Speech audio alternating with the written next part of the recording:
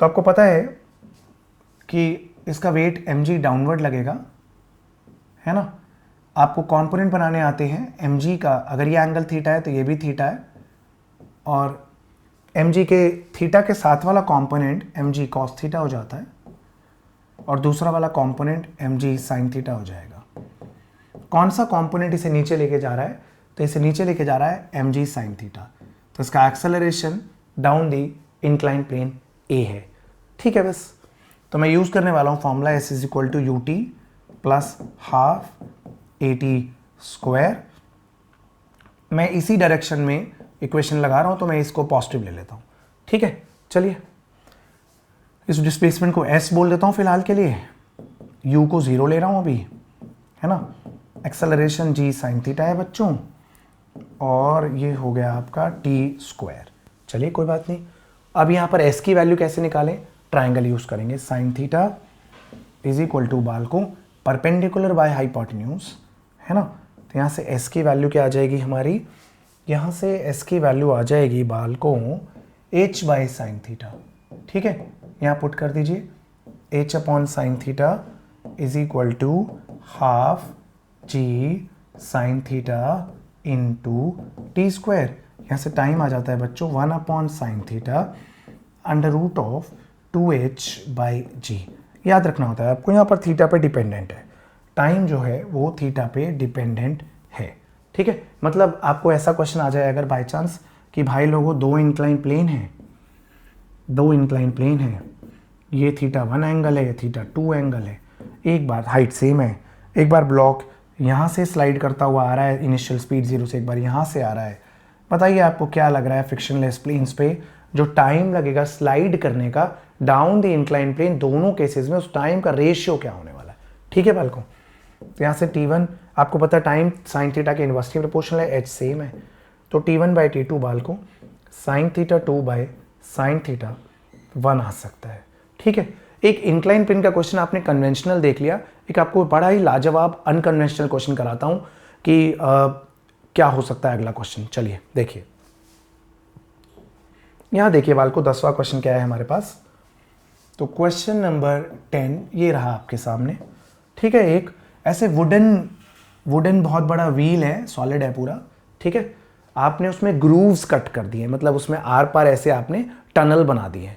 ठीक है, ऐसे सिलेंडर टाइप है या आप डिस्क मान लीजिए वर्टिकल रखी हुई है, आपने उसमें ग्रूव बना दिया एक।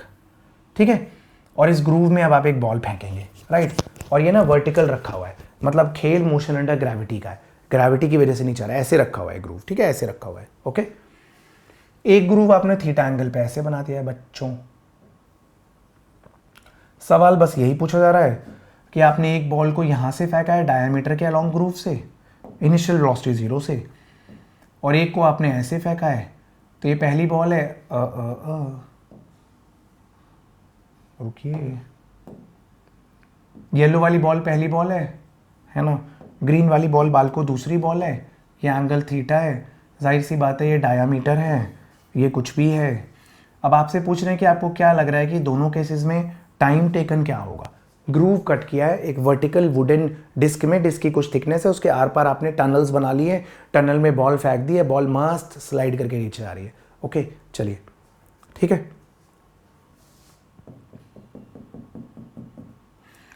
चलिए ठीक है, अच्छी बात है।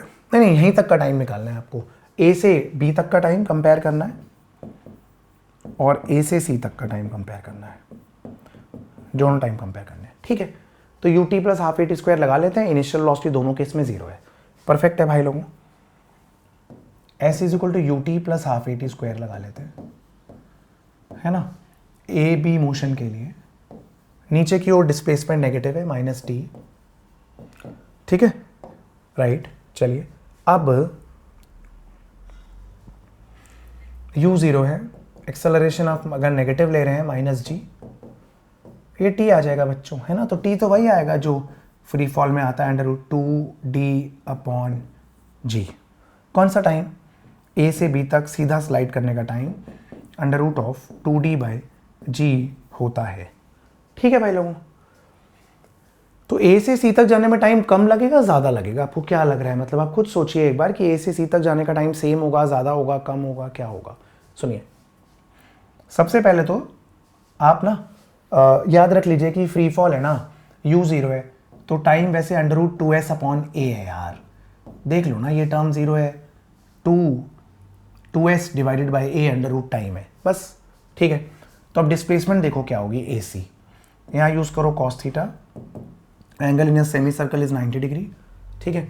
बेस AC, हाइपोटेन्यूज D, तो यहाँ से डिस्प्लेसमेंट D की जगह d cos थीटा हो गया। चलिए, तो डिस्प्लेसमेंट जो है वो अब D नहीं है, d cos थीटा है इस वाले रास्ते के लिए, ठीक है। और सुनिए मेरी बात, अगर acceleration due to gravity vertically downward में g है, तो इस डायरेक्शन में आप g का कंपोनेंट लेंगे थीटा के अलोंग, वो भी g cos थीटा हो जाएगा। तो एक्सेलरेशन भी आपका g ना होकर के g cos थीटा हो गया। अरे तो a से c तक जाने का टाइम भी सेम है, क्योंकि डिस्प्लेसमेंट में अगर cos आया ना बच्चों 2s/2d cos थीटा, तो यार एक्सेलरेशन में भी तो g cos थीटा आया, तो ये जो टाइम है ना बालकों, वो सेम आया √2d/g, ठीक है। तो काफ़ी बढ़िया क्वेश्चन है, इन दोनों केसेस में जो टाइम टेकन है वो एग्जैक्टली सेम आ रहा है। ओके, चलिए और देखते हैं बच्चों। चलिए, एक क्वेश्चन नंबर 11 जो हम नेक्स्ट क्वेश्चन देखते हैं वो है कि एक टैप है, एक नल से धीरे धीरे करके पानी की बूंदें टपक रही हैं हर एक सेकंड में। तो आपसे पूछ रहे हैं जब 5th ड्रॉप निकलेगी तब 2nd ड्रॉप कहाँ होगी। लेट्स सी क्या होगा, ठीक है। तो चलिए पहले टैप बनाते हैं।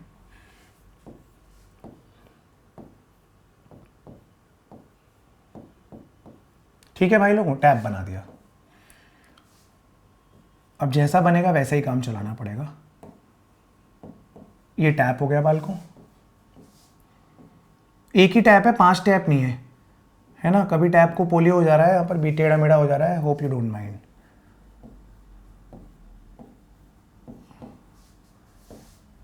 पाँच, चलिए अच्छी बात है। मुद्दा अब ये है ना कि क्वेश्चन ये है, water droplets are coming out of the tap at regular intervals of 1 second, ठीक है। तो वाटर ड्रॉपलेट्स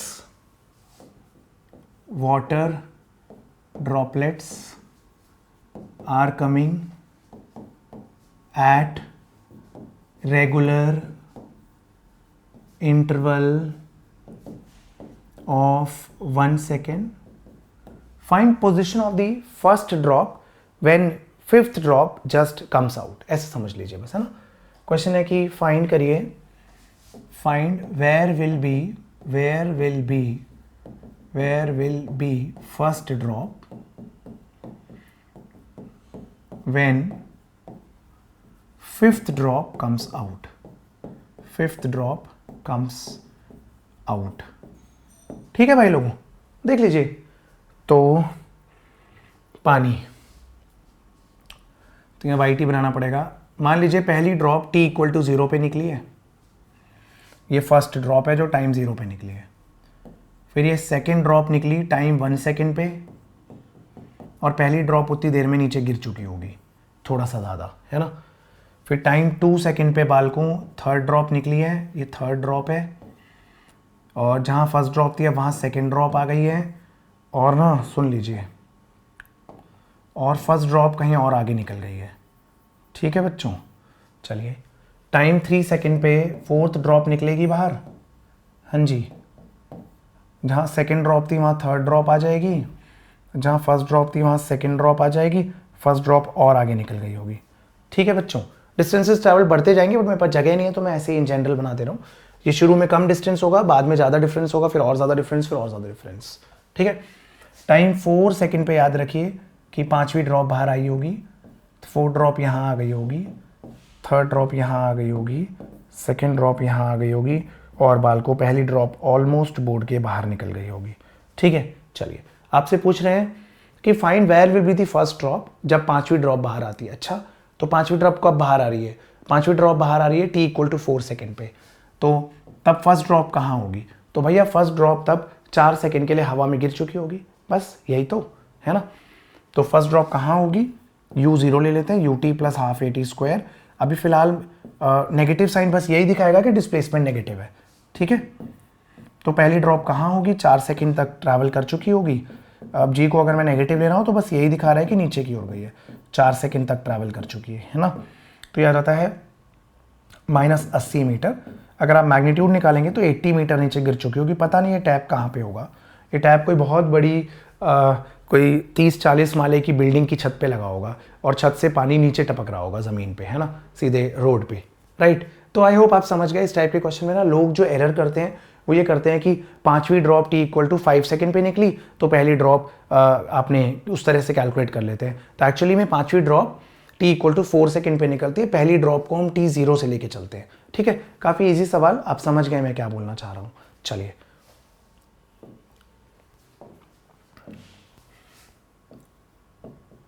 चलिए बच्चों एक न्यूमेरिकल और कर लेते हैं। Juggler throws n balls in air और वो अगली बॉल तब फेंकता है जब पिछली बॉल हवा में होगी, ठीक है, हाईएस्ट पॉइंट पे होगी। तो बच्चों अभी ना इस वाले में हम वो वाले ग्राफ डिस्कस नहीं कर रहे हैं इस लेक्चर के अंदर जिसमें मैंने आपको बोला बॉल ने टप्पा खाया और उतनी हाइट पे वापस आ गई, या बॉल को हवा में फेंका और पर्सन के हाथ में वापस आ गई। तो displacement time, distance time, speed time, velocity time, acceleration time graph, वो भी हम कवर नहीं कर रहे हैं। मैं इसको न्यूमेरिकल बेस्ड रख रहा हूँ और अगले नेक्स्ट लेक्चर में हम सिर्फ graph and graph based questions लाएंगे। तो उसमें A to Z graph discuss कर लेंगे। बॉल के टप्पे खाने वाला, एक बिल्डिंग से 15 और 30 मीटर पर सेकंड से बॉल को फेंका तो रिलेटिव पोजीशन का ग्राफ, A to Z चीज़ें डिस्कस कर लेंगे। ग्राफ का कन्वर्जन VT से AT, AT से VT, सब कुछ डिस्कस कर लेंगे, ठीक है। तो यहाँ थोड़ा आइसोलेटेड हो जाता है एक केस का ग्राफ, तो मैंने सोचा कि आपको ग्राफ अलग से ही करा दूंगा अगले लेक्चर में। चलिए क्वेश्चन है, juggler throws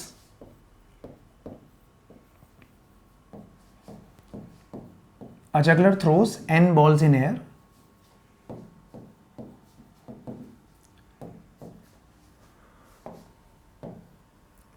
He throws the next ball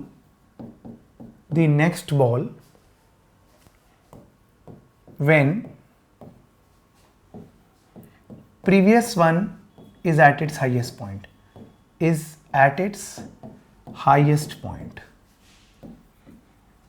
ठीक है। तो आपको बताना है कि एक तो वो कितनी इनिशियल वेलोसिटी से फेंक रहा है बॉल को और एक दूसरा कितनी हाइट तक बॉल्स राइज कर रही हैं, ठीक है। तो चलिए एक जोकर बना लेते हैं। कैप उल्टी कैसे बन गई, जैसा भी, जरा ड्राइंग खराब है मेरी बच्चों, है ना। तो is a juggler, he is throwing n balls in air, right. और वो अगली बॉल तब फेंकता है जब पिछली बॉल हाईएस्ट पॉइंट पे रहती है। तो मान लेते हैं कि वो 2 बॉल फेंकता है 1 सेकंड में, ठीक है। तो जब वो पहली बॉल फेंकता है ना, जब वो हाईएस्ट पॉइंट पे चली जाती है तो फिर वो अगली बॉल फेंकता है तो पिछली वाली बॉल नीचे आ जाती है ना। तो अगर वो 2 बॉल फेंक रहा है हर सेकंड में तो एक बॉल को टाइम 1/2 सेकंड लग रहा है ऊपर आने में।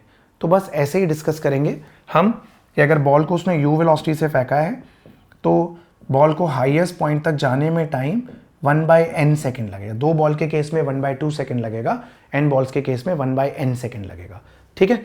हाईएस्ट पॉइंट पे जाके फाइनल वेलोसिटी 0 हो जाएगी, बस। तो v = u + at लगा लीजिए। काफ़ी प्रिसाइजली करा रहा हूँ मैं आपको जगलर वाला क्वेश्चन, बिना किसी तरह का कन्फ्यूजन क्रिएट किए।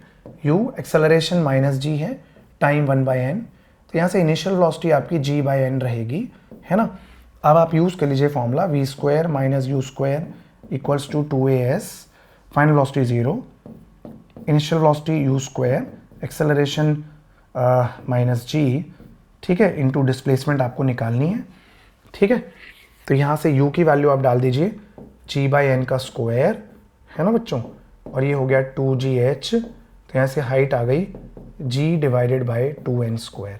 तो इतनी हाइट तक बॉल जो है राइज करेंगी। हाइट कितनी होगी बच्चों, g/2n²। आई होप आप समझ गए मैं क्या बोलना चाह रहा हूँ, ठीक है।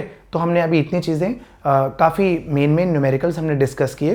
मैंने आपको अभी उस तरह के फॉर्मूले नहीं कराए कि h हाइट से गिराने पे टाइम √2h/g लगता है, u स्पीड से फेंकने पे बॉल को कितना टाइम लगेगा ऊपर तक पहुँचने में और कितनी हाइट अटेन करेगी। ये फॉर्मूले हम ग्राफ्स वाले क्वेश्चंस में डिस्कस करेंगे। तो अगले लेक्चर में आपके लिए अराउंड 25 से 30 ग्राफ्स लेके आ रहा हूँ, ठीक है बच्चों। तब तक के लिए मैं आपसे विदा लेता हूँ।